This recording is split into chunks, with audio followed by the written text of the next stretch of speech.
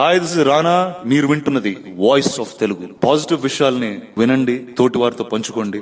Don't let negativity in your life at all. It's of no use. దేనికి పనికిరాదు. కావ్య, కావ్య, ఎక్కడున్నావమ్మా? తను విన్న మాటలు నిజం కాకూడదని 1000 దేవుళ్లకు మొక్కుకుంటూ ఇల్లంతా వెతికింది సునీత. ఏమైంది సునీత? ఫోన్ రాగానే కంగారుగా ఫంక్షన్ నుంచి వచ్చేసావు. ఏం జరిగిందో చెప్పమంటే చెప్పావు. ఏమైంది అసలు? కావ్యను ఎందుకు పిలుస్తున్నావు? హరి సునీత ప్రవర్తనకు విస్తుపోతూ అడిగాడు. దగ్గర బంధువుల పెళ్లికి వెళ్లిన సునీత ఏదో ఫోన్ రావడంతో హుటాహుటిన హరిని తీసుకుని ఇంటికి వచ్చేసింది. వస్తూనే తన కూతురు కావ్య కోసం ఇల్లంతా వెతుకుతోంది. ఏమైంది అంటే చెప్పవు పెట్టవు. నువ్వు కంగారు పడుతూ నన్ను కూడా కంగారు పెట్టిస్తున్నావు. ఏమైంది చెప్పు. ఈసారి స్వరం పెంచి అడిగాడు హరి. ఏమైందా? నీ ముద్దుల బిడ్డ మురళీగాడితో లేచిపోయింది. పిచ్చి పట్టిన దానిలా అరిచింది సునీత. హరికి ఏం చెబుతోందో అర్థం కాలేదు. ఏంటి? మళ్ళీ అడిగాడు. ఎదురింటి సుజాత ఫోన్ చేసి చెప్పింది. మనం ఇలా బయటకు వెళ్లగానే అది వాడి వెనక బండెక్కి ఎటో పోయిందట. నేల మీద తల పట్టుకుని కూర్చుని ఏడుస్తూ చెప్పింది సునీత. దాని విషయం తెలిసి కూడా దాన్నలా ఇంట్లో వదిలి వెళ్లకుండా ఉండాల్సింది. మౌనంగా కోలబడిన హరిని చూస్తూ చెప్పింది సునీత. హరి సునీత దంపతులకు ఏకైక బిడ్డ కావ్య. ఎంతో అపురూపంగా కాళ్ళు కందకుండా పెంచుకున్నారామెను. ఎంతో గొప్పింటి సంబంధం తెచ్చి ఒక రాకుమారుడికి ఇచ్చి పెండ్లి చేద్దామనుకున్న వీరికి కావ్య సడన్ షాక్ ఇచ్చింది. తాను మురళిని తప్ప వేరే ఎవరిని పెళ్లి చేసుకోనని కరాఖండిగా చెప్పేసింది.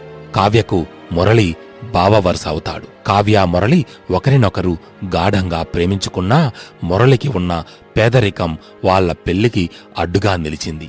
దాంతో అతనితో ఉన్న బీరకాయ పీచు సంబంధాన్ని కూడా తెగతింపులు చేసుకుని పెద్దల ముందు పంచాయితీ పెట్టి కావ్య మురళి కలుసుకునేందుకు లేకుండా అడ్డుకట్టవేశారు. మీరు చూపించిన వాడి ముక్కు ముఖం తెలియకపోయినా డబ్బున్నోడని, పెద్ద ఉద్యోగం వెలగబడుతున్నాడని నా మనసులో ఉన్న మురళిని మర్చిపోయి నా మనసును చంపుకొని వాడితో కాపురం చేయాలి. నాకు ఓ వేసెకు తేడా ఏముందమ్మా అని ప్రశ్నించిన కావ్యకు చెంపదెబ్బలు సమాధానమయ్యాయి.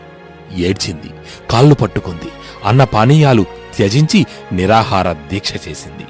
అయినా పెద్దల మనసు కరగలేదు. ఆమెను బందీగా చేసేసి ఇంటి బయట కూడా కాలు పెట్టకుండా పనిమనిషి కమలతో నిఘా పెట్టించారు. తప్పనిసరై ఈరోజు బంధువుల పెండ్లికి వెళ్లాల్సి వచ్చింది సునీత దంపతులకు. ఎదురింటి సుజాత కాల్ చేయడంతో పరుగున గుండెలు అరచేతిలో పెట్టుకుని కావ్యను వెతుక్కుంటూ వచ్చింది. లేదు, అది ఎలాంటి పాడు పని చేయదు. ఉండు, దానికి ఫోన్ చేస్తాను అని కావ్యకు ఫోన్ చేశాడు. కావ్య ఫోన్ రింగ్ టోన్ ఆమె గది నుండి వినిపిస్తోంది. చూశారా, ఫోన్ కూడా ఇక్కడే పడేసింది. ఎక్కడ మనం ట్రాక్ చేసి పట్టుకుంటామని సునీత కావ్య ఫోన్ని చూపిస్తూ చెప్పింది. హరి తనకు తెలిసిన వాళ్ళందరికీ ఫోన్ చేసి ఊరంతా గాలించమని, వాళ్లు దొరికితే 2 తగిలించి ఈడ్చుకురమ్మని ఆదేశాలు జారీ చేశాడు. చుట్టుపక్కల ఉన్న అమ్మలక్కలు కూడా సునీత ఏడుపుని విని ఇంటి చుట్టూ మూగయ్యారు. అల్లారుముద్దుగా పెంచాం, అడిగిందల్లా కొనిచ్చాం, గుండెల మీద తన్నిపోయింది. ఇలాంటి పిల్లలు పగవాడికి కూడా వద్దు దేవుడా అంటూ సునీత రాగాలు తీసింది. అంతా నీవల్లే. ఆడపిల్లను జాగ్రత్తగా చూసుకోవలసిన బాధ్యత నీది. అదేం చేస్తోందో ఇంట్లో ఉన్న నువ్వు కనిపెట్టలేకపోయావు తిట్టిపోశాడు హరి. చుట్టూ చేరిన జనం ఓదార్చే ప్రయత్నం చేశారు. శాపనార్థాలు పెట్టారు. ఒకళ్ళనొకళ్ళు తిట్టుకున్నారు. ప్రళయ తాండవం చేశారు. ఎగిరెగిరి పడ్డారు. ఏడ్చుకున్నారు. చివరికి అలసి సొలసి మౌనంగా కోలబడ్డారు. ఆకాశంలో చీకట్లు అలుముకున్నాయి. మెల్లగా గేటు చప్పుడయింది. మురళి కావ్య చేతిలో చెయ్యి వేసుకుని మెల్లగా నడిచి వస్తున్నారు. వాళ్ల మెడలో దండలు ఏమీ లేవు. కాని ముఖంలో నీరసం కొట్టొచ్చినట్టు కనిపిస్తోంది. ఆగవే పాపిష్టిదానా! కావ్యని చూసిన వెంటనే సునీత కోపంతో అరిచింది. ఆగమ్మా, ఆగు అంటూ మిగతా ఆడవాళ్లు ఆమెను పట్టుకున్నారు. ఎక్కడికి పోయావురా? నా బిడ్డను ఎక్కడికి లేపుకుపోయావు అని హరి గదమాయించి మురళిని కొట్టేందుకు చెయ్యి లేపాడు. ఆగండయ్యగారు, జరిగింది తెలుసుకోండి అంటూ పనిమనిషి కమల అతన్ని ఆపితే ఆశ్చర్యంతో బ్రుకుటి ముడివేశాడు. మీరు పెళ్లికని ఇలా బయటకు వెళ్లిన వెంటనే చిన్నమ్మగారు కళ్ళు తిరిగి పడిపోయారు. 2 రోజుల నుంచి అన్నమేదీ తినట్లేదు కదా. నీరసం వచ్చి కావ్యమ్మ పడిపోతే ఏం చేయాలో నాకు పాలుపోక మీకు అమ్మగారికి ఫోన్ చేశాను. ఎన్నిసార్లు ఫోన్ చేసినా మీరు తీయలేదు. అటువైపుగా వెళుతున్న మురళీబాబు కనిపించాడు. వెంటనే అతని సహాయంతో కావ్యమును హాస్పిటల్కి తీసుకువెళ్లాను. కమలా చెప్పడంతో కొద్దిగా శాంతించి తన ఫోన్ చెక్ చేసుకున్నాడు హరి. 7 మిస్డ్ కాల్సున్నాయి. ఫోన్ సైలెంట్లో పెట్టి మర్చిపోయాను అన్న సంగతి గుర్తుకు వచ్చింది. చిరాగ్గా సునీత వైపు చూశాడు. ఇదేదో నసపెడుతుందేమోనని ఫోన్ లిఫ్ట్ చేయలేదు. సంజాయిషీ ఇచ్చింది సునీత. ఇప్పుడేమీ పర్లేదాంటీ, బీపీ లో అయ్యింది, డాక్టర్ మందులు రాశారు, అవి వాడండి తగ్గిపోతుంది అని చెప్పి మురళి వెనుదిరిగాడు. అమ్మలక్కలు కూడా ఏదో వినోదం జరుగుతుందని ఆశించి భంగపడి ఎవరి ఇండ్లకు వాళ్లు వెళ్లిపోయాక ఈ ముగ్గురే ఆ ఇంట్లో మిగిలారు. నేను మురళితో లేచిపోవాలి అనుకుంటే ఎప్పుడో పోయేదాన్నమ్మా. మీ పరువును గంగలో కలపాలనుకుంటే నాకు క్షణం కూడా పట్టదు నాన్న. ఇంతేనా మీరు నన్ను అర్థం చేసుకున్నది? కావ్య ప్రశ్నించింది. సునీత, హరి తలదించుకున్నారు. నేను మీ బిడ్డను. మీకు ఎంత పట్టుదల ఉందో అంతకు 2 నాకు ఉంది. మీకు ఎంత పౌరుషం ఉందో అంతే పౌరుషం నాకు కూడా ఉంది.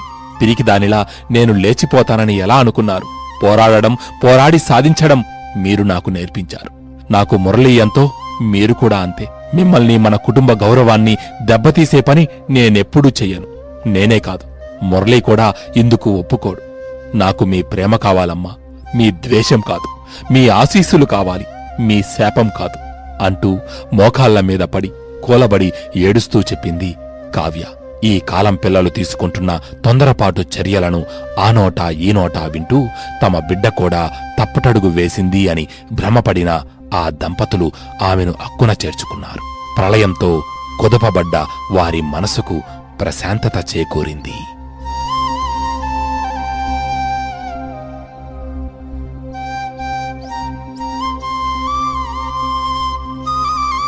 తమ బిడ్డల బాగు కోసం ఎన్నో సంతోషాలను త్యాగం చేసిన తల్లిదండ్రులను విడిచి ఎవరితోనో వెళ్లిపోవడానికి సిద్ధపడుతున్న యువతకు ఈ కథ కనువిప్పు కలిగించాలని మనసారా కోరుకుంటూ రచయిత్రి శ్రీ కిరణ్ విభావరి గారికి హృదయపూర్వక ధన్యవాదములు తెలుపుదాం.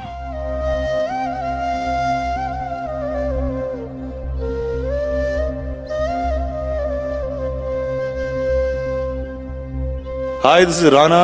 మీరు వింటున్నది వాయిస్ ఆఫ్ తెలుగు. పాజిటివ్ విషయాల్ని వినండి, తోటి వారితో పంచుకోండి. Don't let negativity in your life at all. It's of no use. దేనికి పనికిరాదు.